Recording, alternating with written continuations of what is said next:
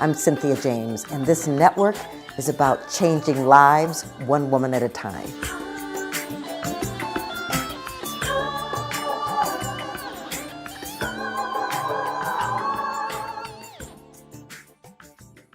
I'm Cynthia James, and this is a Woman Awakening, and I'm your host.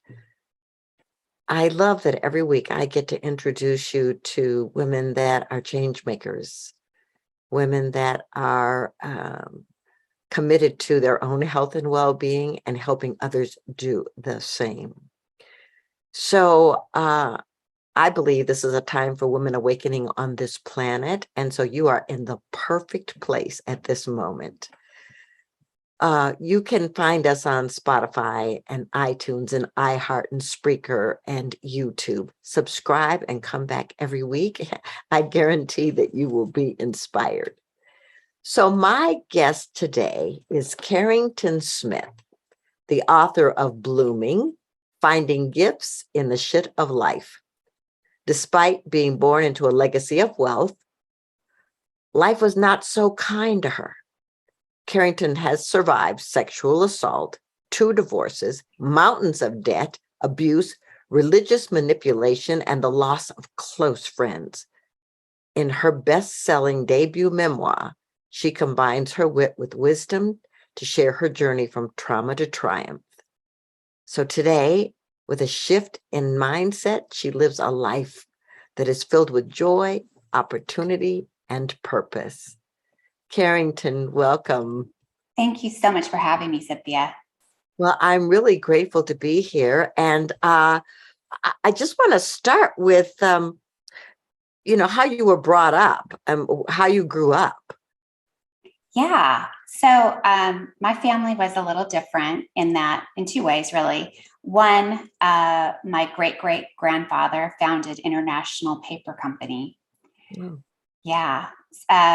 And so there was this legacy or sort of hangover of the wealth carried on for a bit, but at one point, there really wasn't much money left.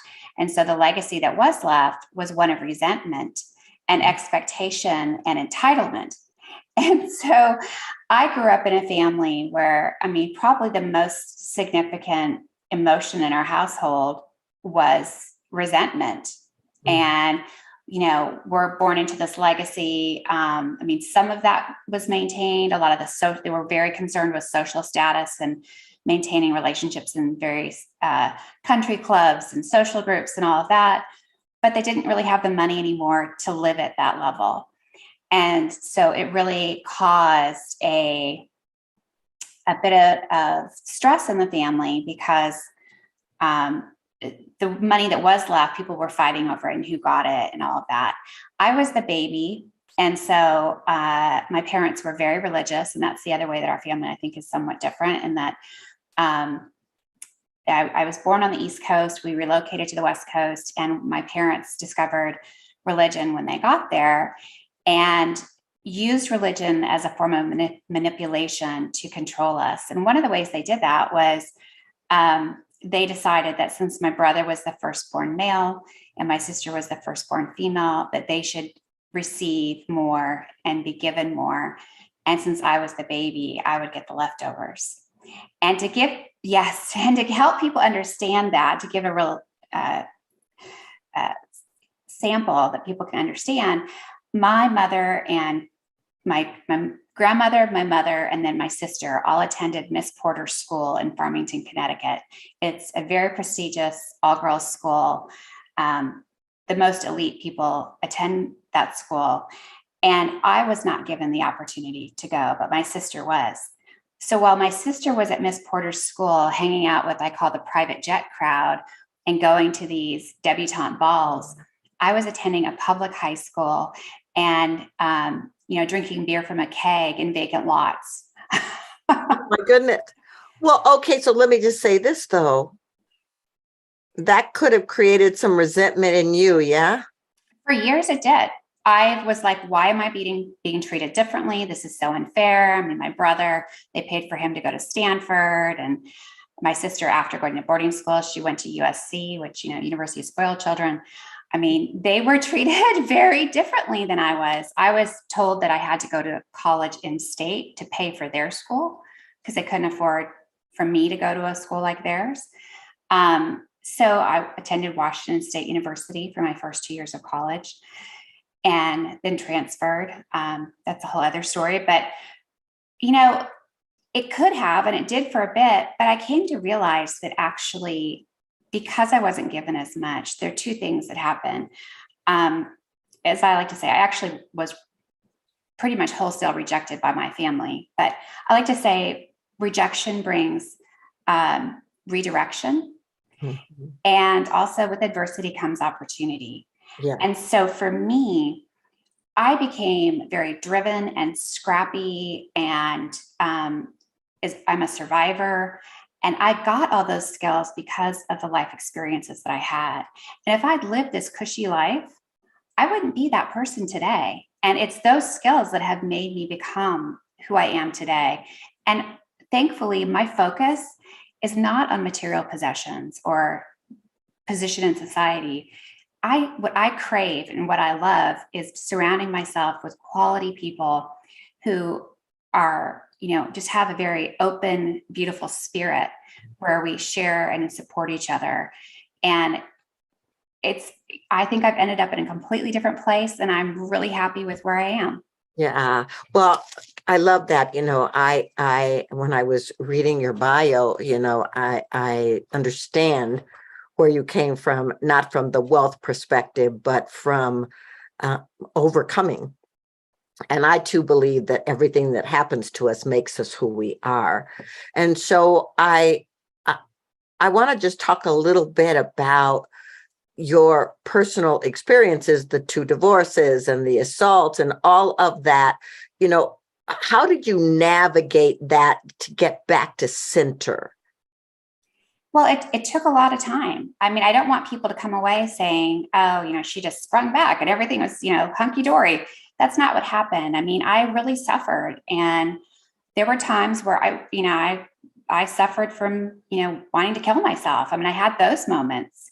But I guess probably one characteristic of my personality is I am definitely a positive thinker. And so even in the worst of times, I was always determined to get to something better, and, decided to do therapy and did a lot of work, all kinds of different things as far as, actual therapy, but also self-help books and healing hypnosis and just trying all kinds of things. But it was really after my second divorce that everything kind of gelled for me. And that is, I was literally laying on the floor of my closet, sobbing. I'm sure we've all been there. And a friend of mine called me and said, Carrie, you may not want to hear this right now, but with adversity comes opportunity.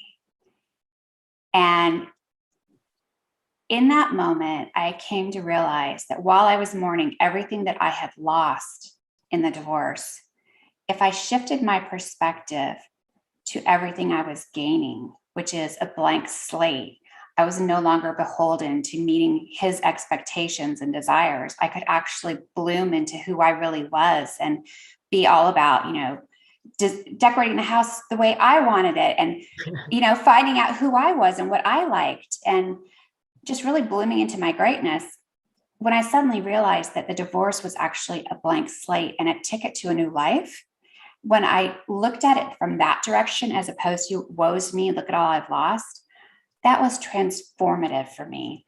And because of that experience, as things happened to me after that, I began to shift my mindset more quickly, where every time something bad happened, I would look for the opportunity in it and trust and know that there was a gift or an opportunity that was going to come from it. And so I like to say mindset is a muscle. And so the more you flex it and you train your brain when something bad happens to start looking for the good in it, you heal that much more quickly. And again, it's really important to say, I am not minimizing the traumas and tragedies of other people. I'm a true believer that we have to fully experience them and express them. I think one of the reasons it took me so long to get there was because I didn't talk about things for years. I mean, eventually I did, but when I suppressed things and said, I'm good, everything's fine, I was lying to myself and I continued to suffer and I couldn't get better. It wasn't until I owned what had happened to me and claimed it and understood this was really part of who I was. But how was I going to view that? Was I going to say, I've been victimized, woe's me? Or was I going to say, I'm going to use what happened to me to propel me forward? And that's the choice I made. Yeah. I really honor that because, first of all, I believe secrets are toxic. Yes. They keep us spinning. And when you get to the place of taking ownership of what happened to you and the responsibility that you participated in whatever happened, then you get to take a new life. So I want to talk about your book. And so what would you say is the most important message of the book? I think it really is the mindset thing. I opened the book talking about the sexual assault, and that experience is one of those experiences where people go, how can you find the good in that? I mean, I hear that again and again, like, how can you find the good in being raped? Wow. It took me years, but one of the things I did is I did a lot of reading, and one of the books I read was The Gift of Fear by Gavin de Becker. And in that book, he talks about not just the gift of fear, but he also shares his personal story. And that is, he had this horrifically violent childhood. And instead of pushing it down and saying that didn't happen, he owned that experience and said, my ability to identify violent behavior in others is a gift. And he used it to propel him to greatness, advising CEOs, CFOs, the president of the United States, celebrities. He created this whole business around it. And so looking at that example, I realized, let's look and see what gifts I got from this and how can I claim them and use them to propel me forward. And as opposed to this experience being a drain on me. And what I found was that people would tell me all the time that I have presence. And I like to say it's a quiet confidence. And I kind of thought about it and I realized that comes from that experience and other similar experiences like it, where I know I will get through something. When I enter a room, I'm showing up as, I'm here. I know I'm going to succeed. I know I'm going to get through this. There's sort of that quiet confidence of just being able to own it because I've been through so much. I know I'm going to get through whatever else life brings me. Right. And that gift came from that experience. Right. So you're talking about resilience here. Yeah, absolutely. And really learning to stand in your power. And so you and I don't know each other, but the life I live today and everything that I do comes from what you just spoke about, is like using the experiences to create the life that I want and deserve. And so yes. I want to say, this is your first book. Did you know how to write a book? No. I had written some short stories over the years and really kind of was like, who would care? Like, I'm just an ordinary person. As I like to say, I'm not a celebrity. I'm not a business titan. I'm not any of the things that drive people to buy your book.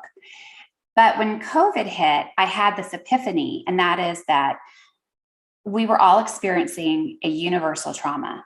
Mm-hmm. And suddenly I understood that I was handling this experience much differently than the vast majority of people.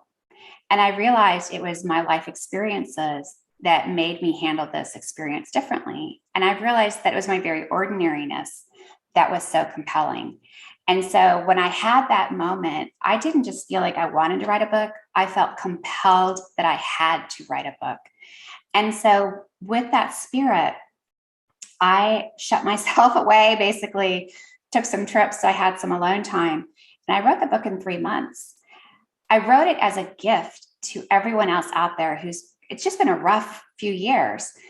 And I want people to understand that we can get through this stuff. And hopefully by sharing my story, it can kind of act as a roadmap for people to see, I've had those similar experiences and this is how she got through it. Maybe I can draw on that and learn something from it. And the experience, I like to joke, the book, there's something in there for everyone between divorces and sexual assault, sexual harassment, debt, all of that. There's something in there for everyone because we've all had those experiences.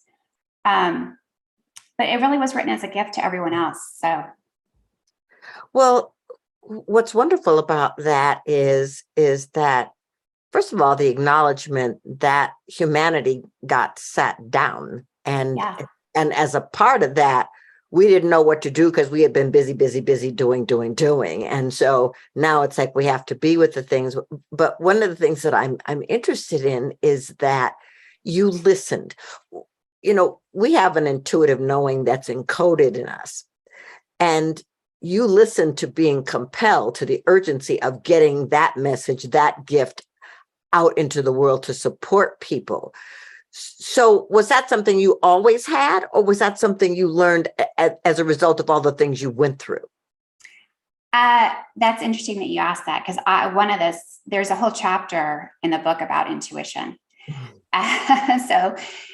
And the reason for that is because growing up, walking on eggshells in my family, having this really religious, strict father who was also a malignant narcissist, I was constantly walking on eggshells, waiting for the next explosion. And so I really sort of grew extra long nerve endings and developed very strong intuitive skills from a very young age. And I like to say that's one of my greatest gifts. So yes, that ability has been there for a number of years. The reason I talk about it in the book, though, is because what happened with me is, with all those bad childhood experiences with my father, I again had a lot of resentment towards him. But when I had the realization that if I was going to be thankful for the gift of intuition, I should also be thankful for the path that birthed it. Yeah. That was so powerful. And I suddenly looked at my father in a different light. And I was able to find empathy for him and forgive him. So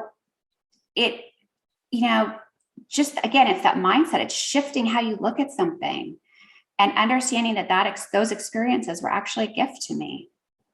Yeah, well, I consider the life challenges and the people involved in those as great teachers. And so to get to the place where you can honor the gift, move into a state of forgiveness so your judgments aren't holding you hostage, you get to just step into a new way of being. And so how wonderful that you could get to that without being surrounded by, highly evolved people that were saying, oh, Carrie, how about you see the gift in this? How about you stand in your power? I mean, there was something in you calling you forward. Yes. I want to know, how do people find you? How do they find your book? Because I'm interested in you bringing this gift to the planet. Oh, thank you. Well, first of all, my personal website is carrington-smith.com. And if you go to that website, your listeners can download the first chapter of the book for free. Mm-hmm. And they can also purchase the book, which is available on Amazon.com. It's also available in Audible. So, and I actually read the book for Audible. So I think it really adds some different dimensions to the story when you can hear my emotions as I'm talking about these things. So, and then of course, my social is all at Carrington ATX, which stands for Austin, Texas, which is where I live. So they can find me in any of those places. Well, that's incredible. I was just in Austin a few weeks ago. I had such a good time. We were at Marival, and it was a conference that I was speaking at, and Austin is a fabulous place, and it's got quite a reputation for music and art. That's great. Yes, I love it. Yeah. So I ask my guests the same last question. This show is called Women Awakening. What do you think is the most important reason or thing about women awakening on the planet at this moment? Yeah. Well, I think it's critical that women awake right now, that they wake up, because I feel like there's a good sector of women who have become complacent.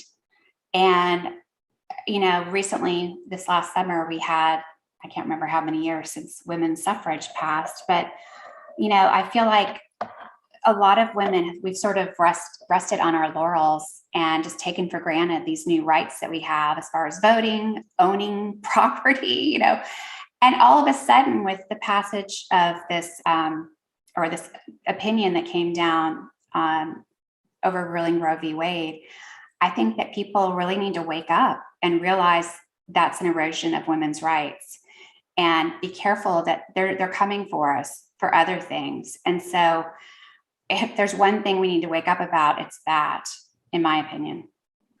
Well, thank you. I couldn't agree with you more. Until the early 1900s, we were considered property, and it Yeah. feels like that old energy is trying to rear its head again.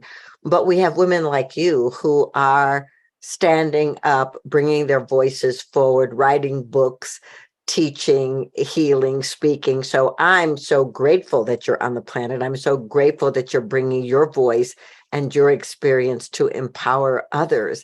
Thank you so much for being here. And I'm grateful to know you.